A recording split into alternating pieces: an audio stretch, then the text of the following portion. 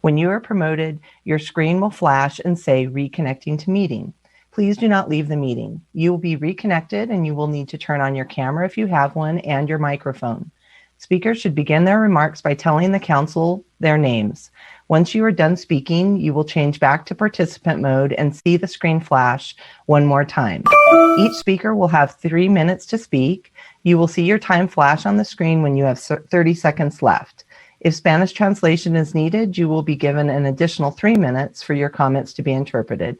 We will go ahead and get started. Speakers, please refrain from profane or obscene speech, direct your comments to council as a whole, and refrain from individual or personal attacks. And a reminder to speakers, we ask that you do not speak on the budget or the Universal Protecting Services Allied contract, because we have public hearings for both of those items later on tonight. And so we ask you not to speak on those items. First up, we have Kaylee Brooks. Oh, I'm sorry. It looks like we have Sarah Palestino. Hi, can everyone hear me? Go ahead. Wonderful. Thank you so much. My name is Sarah Plastino. I'm a senior attorney in the detention program at the Rocky Mountain Immigrant Advocacy Network, and I'm here today to ask you to support the Denver Immigrant Legal Services Fund. I'm seeing many of you who are on here have seen us present on this before, and I'm hoping to raise awareness among the entire City Council. The Denver Immigrant Legal Services Fund is a program of the City of Denver created via executive order in 2017 to provide free legal services defense to indigent individuals in Denver threatened with or in immigration deportation proceedings. Remain, my organization, is a grantee under the fund. We are the largest provider of free legal services for people in deportation proceedings in the Rocky Mountain region. There are 3 other institutions that are also grant recipients currently under the fund: the DU Sturm College of Law, Immigration Law and Policy Clinic, the Justice and Mercy Legal Aid Clinic, JAMLAC, and Lutheran Family Services of Rocky Mountain, LFS. So at Remain, through the fund, we provide free legal services to people in immigration detention at the Aurora facility. Collectively, the 4 grantee institutions represent hundreds of Denver residents threatened with deportation and detention each year and the representation is through the fund. So why is there a need for an immigration legal defense fund? Well, there's no public defender system in immigration proceedings, even if the respondent is detained, is a child, or is an asylum seeker. And as a result, the vast majority of people facing deportation in this country do so without a lawyer. At the Aurora facility here, the figure is 71% of people who appear before the immigration judge do so alone. This is so even though immigrants are 10 times more likely to succeed on their cases when they have a lawyer by their side. What are deportation proceedings like? Well, they're adversarial bench trials. The immigrant is up against a government lawyer who works for the Department of Homeland Security, whose job it is to advocate for the detention of the individual.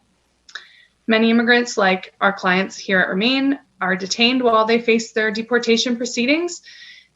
Immigrants in detention face indefinite detention. It lasts until the case concludes or until the person is able to secure release. So there is no concrete end date. And in practice, the person is often detained for months or even years. Who are clients under the fund? On average, our clients have been in the US for 16 years. 1 in 3 have lived in the US for over 20 years. 41% came to the US as children, and 80% of our clients with families are breadwinners. So that's an overview of the fund. Later, hopefully, one of our clients will be able to speak to share her experience. Thank you very much for listening. Thank you. Next up, we have Kaylee Brooks. Thank you. My name is Kaylee Brooks. I'm an elementary school teacher, and I live in Council District 8. I want to talk about the police contract and the continual favoritism granted to the police by Mayor Hancock and from some of the members of this council as well. Teachers have not been exempt from furlough days during this pandemic, and we don't get paid vacations when we are accused of physically hurting or killing the ones we're paid to protect. I want to say thank you to councilpersons Kanich, Sawyer, Torres, Hines, Baca, Sandoval, Cashman, and Gilmore for voting no on DPD's proposed collective bargaining agreement.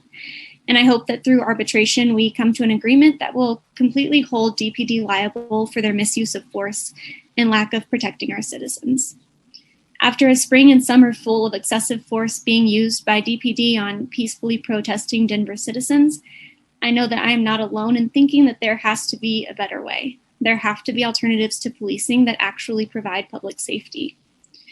Many folks have come up with ideas and proposals that provide true public safety while defunding the police. What we did not ask for was for money to be taken out of the Fair Elections Fund in order to fund new projects. The Fair Elections Fund could be used to help teachers like me actually be able to afford to run for elected office and represent workers in this city. Councilman Flynn's bill to take money from this fund is a blatant slap in the face to those of us who have imagined a life beyond policing and who imagine politicians who represent us, the people. Please protect the Fair Elections Fund by voting against Flynn's bill to cut funding for the Fair Elections Fund. Please demand that the mayor fund housing stability and alternatives to policing out of other budget sources, like the overinflated Denver police budget. Thank you. Thank you. We have Raquel Lane Arellano, I think. You go ahead and correct me. Thank you, Councilwoman. My name is Raquel Lane Arellano. I am the policy manager with the Colorado Immigrant Rights Coalition, and I will be actually reading a testimony from a client with the Rocky Mountain Immigrant Advocacy Network, who is a beneficiary of the Denver Immigrant Legal Services Fund. Hello, I am a U.S. permanent resident and a Denver resident. I came to the U.S. when I was a baby, and I've been here my whole life. I went through ICE detention, and my deportation case is still pending. I received a free lawyer through the Denver Immigrant Legal Services Fund. I come here respectfully and willingly to inform people of the situation at hand, of what they don't see. At ICE detention centers, they are just holding you there without hope. You don't know when you will see a judge, and you don't know when you will get out. And you don't know you don't have a lawyer. They don't even refer to us as human beings. They referred to us as bodies. I felt like I was not human, like I was not of value. It was as if I hadn't been there my whole life, or been here my whole life. I felt segregated. When I got to my cell, I tried to find some normality there, but I was just heartbroken thinking about my children. When I first arrived, I didn't eat for 5 days. It could have been the best food, but I didn't have the will to eat. There are good women in the facility who cared about me, and they eventually got me to eat. I started thinking, I am strong. I can figure something out. My family did not have the funds to hire an attorney. We struggled financially, and we just couldn't afford it. When I came to the court, I didn't know what the legal terms meant, and I didn't know how to defend myself. And I've been here my whole life. There are other women who don't speak English or Spanish who have it even worse. The only lawyers available are the lawyers that remain. They were able to take my case, and I felt so much hope. But the resources are limited, and many people still go without an attorney. My attorney was able to help me get out of detention on bond. People like me who have children who want to stay here and remain here because this is our home, we will fight to live here. That hope is what gave me the will to make it through. I am so grateful for my lawyer. If it wasn't for her, I'd probably still be in there or deported, my children in a broken family. It is important that we keep families together. This fund, the Denver Immigrant Legal Services Fund, is more than a deserving cause. And that's all I have to say. Thank you for giving me a voice. Thank you, council members. And we're just here to share our support for the Denver Immigrant Legal Services Fund, which I think is more important now than ever, especially during COVID in this economic crisis. Thank you. Thank you. Next up, we have Jamie Landa. Hi, my name is Jamie, and I'm a Denver resident living in Council District 7.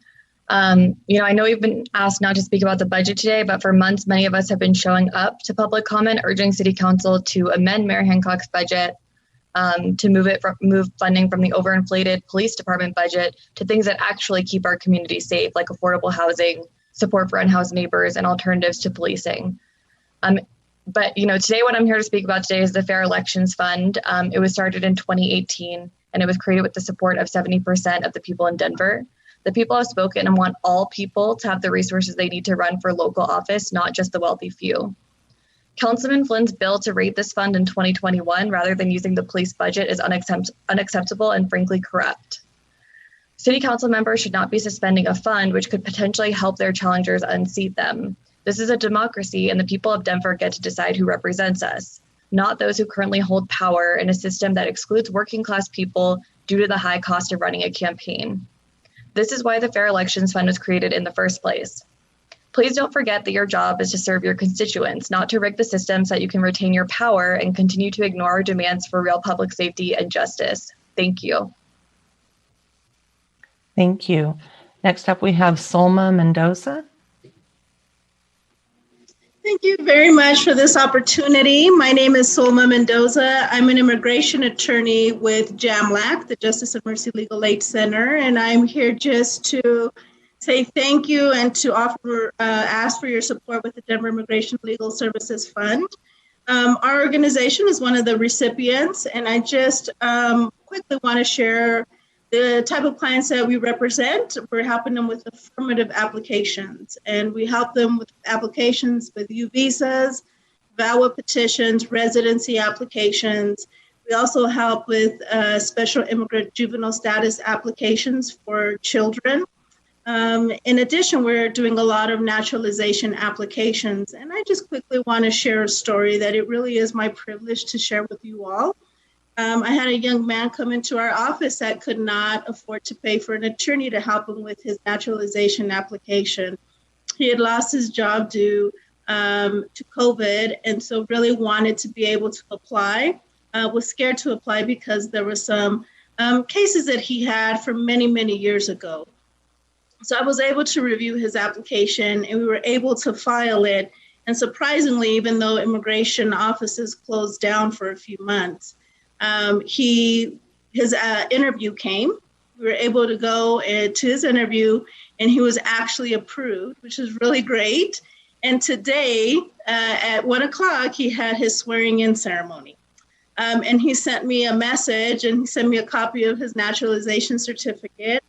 And he was just extremely grateful, saying thank you for the representation and walking him through the process. And I said, okay, well, now you have an obligation to go and register to vote and vote. And he said, that's exactly what I'm going to do.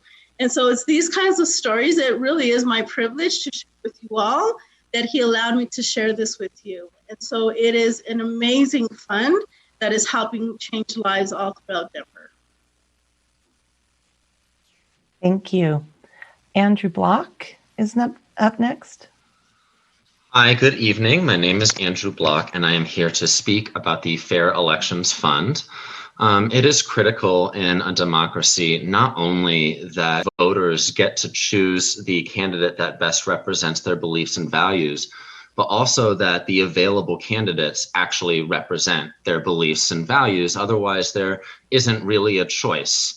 And people are not able to find people in power who represent their beliefs and will enact those into law. And we have a real problem in this country because we have a problem of inequality, and that inequality infects our economic system, it infects our schools, it infects our policing, and it also affects our elections. There are some common axioms that are pretty familiar in America, including money is power. It's pretty well known that money buys elections, that elections are extremely expensive to run, and that more often than not, the candidate with the most resources is the one to win. And so the problem with an unequal economy is that it manifests in other areas. If people cannot find the resources to run a campaign, then we have income inequality, economic inequality that has become political inequality and disenfranchisement. If people cannot vote for the people who will represent them, then they really actually don't have a choice at all. There is no representation for them, and democracy doesn't exist. And that's one of the things that people have been demanding over and over again. Throughout the last summer and over the past half year, people have been demanding that their voices aren't heard, that they aren't being listened to. And the problem is that they don't have legislative representation.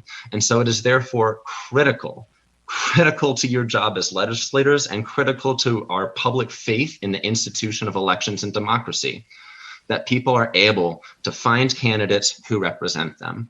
And again, if we have income inequality and we aren't taking active measures to correct that, then we are perpetuating inequality. We have a cycle where income inequality begets political inequality. And then because people are not represented well in legislative offices, then they are increasingly facing income inequality. And this cycle continues and worsens. It is therefore critical that we work to correct the imbalance with public resources by investing in fair elections and ensuring that everyone has the resources to run. A system that puts a larger burden on taxpayers in order to be able to fund candidates is not a good system. It continues the problem that we're trying to correct. I therefore urge you to look at avenues for funding that don't come from taxpayers and instead come from other areas that have proven to be bloated and ineffective at meeting our community goals, such as the Denver Police Department. Thank you. Thank you. Next up, we have Lanny Rush. Hi, all. Thank you for your time this evening. I am here to also speak about the defunding of the local elections, Fair Elections Fund. Sorry about that. I think that I just read that U.S. News and World Report that's like Denver is one of the best places in the world, in the U.S. to live. And while that's true, often it's a very frustrating place to live because we have been asked by our elected representatives to have our voices heard. And then when we do, it's like, LOL, we were never going to do that anyway. I think it's a little absurd that a voter-approved fund is being considered to be removed with a direct file by City Council. I think it's very much against the will of the people that you said that you wanted their input and you asked them for explicitly. In addition to the points that other folks have made about the need for a more equitable access into the field of politics. Politics is personal and political, but people without the resources to get involved can't be. The Fair Elections Fund is a really exciting, actually democratic, like not the party, like the system of democracy. It's a beautiful democratic idea that we haven't even tried. We haven't even tried it. We didn't even let it get off the ground. We planted a seed and then immediately poured salt right over the earth. So I urge you to consider finding the money for the budget elsewhere, especially as our Department of Health and Safety takes up a ton of our budget, but I don't see that my neighbors that are homeless are really safe in this weather outside. I think that there's a lot of progress to be made in Denver. We're doing great things. It's very frustrating for people to use their voices and then an elected body to come in and directly countermand that expression of communal voices.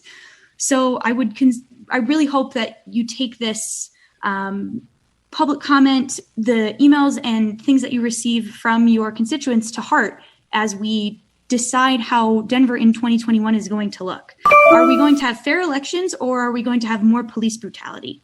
It really seems like a really easy choice. Like it really seems like we could just pick fair elections. But apparently the levers of politics are more complicated than that, which more of us would know if we had the chance to join in the political system of Denver. So I'll cede the rest of my time. Thank you very much for your listening this evening. And I really hope that you actually listen to the people who have come before you today instead of asking for comment and then throwing that straight in the garbage. Thanks so much. Thank you. Next up, we have Deborah Burgess.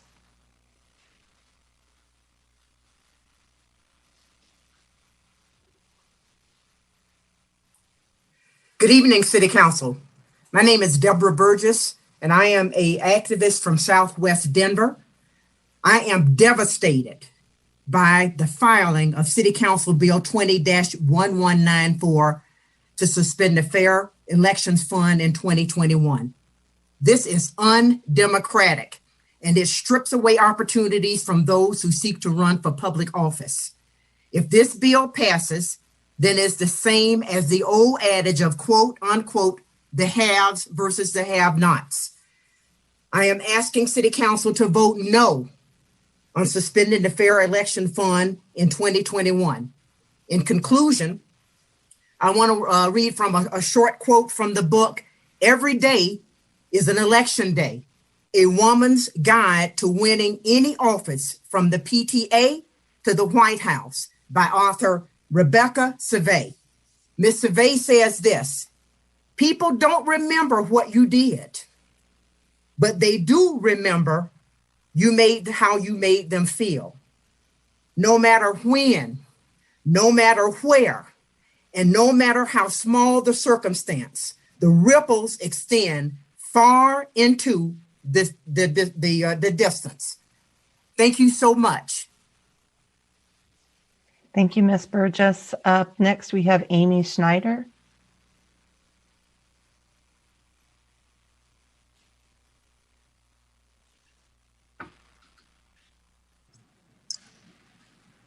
Hello, I'm Amy. I live in District 10, but am actually currently in the middle of moving to District 9.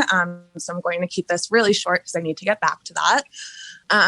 For the past few years, I've spent my spare time working towards getting working class activists from the community elected to local office. And for the past few months, I've been in the streets protesting against police brutality and systemic racism, alongside many of all of your constituents. Since May, residents of this city, of this country, of this world have been screaming at the top of their lungs for the defunding of the police. And yet here we are in Denver having to beg our elected officials not to defund our Fair Elections Fund instead. 2 years ago, an overwhelming majority of us voted to pass 2E, a ballot initiative that would give grassroots candidates a real shot in our local elections. It hasn't even gotten into effect and is already under attack by the people meant to represent us. Is it because you know that it gives us a better chance of replacing you when you refuse to listen to our cries to rein in DPD? Is it because you're scared? Because you should be. Your constituents are paying attention in a way we've never seen before. People are engaged and becoming more engaged. We see when you hide from us and we see when you ignore us, and none of us are going to forget it in a couple years. We are asking you to reallocate money from DPD and put it towards our communities, exactly where it should have been all along. Councilwoman Stephanski has put forth plenty of budget amendments to do just that. I urge you all to follow her lead and our lead and protect our democracy and your constituents. Thank you. Thank you. Up next, we have Adrian Stephanski. Good evening, City Council. I would like to echo that of my neighbors. I live in District 9. I'd like to echo what my neighbors have said tonight. The Free and Fair Election Fund was one really exciting thing that has happened in our city. I was very excited to see what might come out of that. I believe that we all know you can't sit in those seats and not know.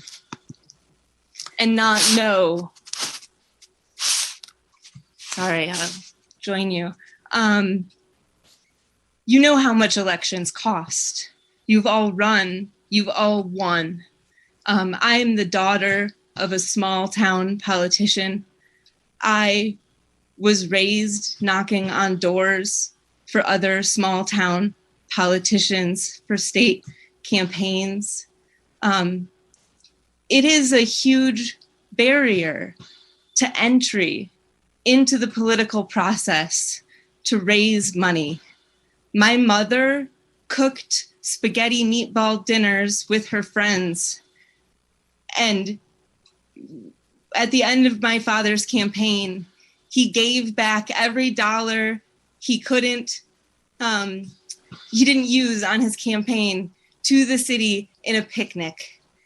And I love Denver politics. We're not a small town. We're a major mid-sized city. And you guys have the opportunity to be transformative this year over until 2023. And if you take this opportunity away to actually run fairly against other people without a lot of financial backing, you're not winning any other seat you ever hold fairly. If you take this away even for 1 year, this is a critical year. This is a critical year in every aspect, in every facet of our lives, and we need new people. There will be empty seats in council no matter what happens, even if all of you that are able to retain your positions, okay? Every one of you who is currently seated and wants to retain your seat, say that that happens. Even if that does happen, there are empty seats, and those should be able to be filled fairly. We wanted that. The people spoke. Please hear us. This isn't listening to us today. This is listening to us in the past. You have to do this. We will take notes tonight. Thank you. Thank you. Next up is Rebecca Henderson. Good afternoon, good evening. Is there no, who wants to see my gorgeous face? Okay. So I'm here today. Some of you know me from my documentary filmmaking. My name is Rebecca Henderson. I followed the municipal elections really closely, and I'm here to speak about the direct file to suspend fair elections fund. I know intimately how much the money impacts the races, and like some of the previous commenters before, I know you guys know too. So I know it's not a secret. I remember a time when I'm a little bit embarrassed actually, but since we're in community, I'll keep it real. I kind of laughed at some of our regular public commenters. I won't say who they are, but when they popped off and saying, oh, there's fascism on city council, there's fascism. I was like, oh, come on, it's not fascism. Well, I can't say that anymore. I do feel that a direct file, I didn't even know what that was. And what I realized what it means is that a city council person filed it and hoped nobody would notice.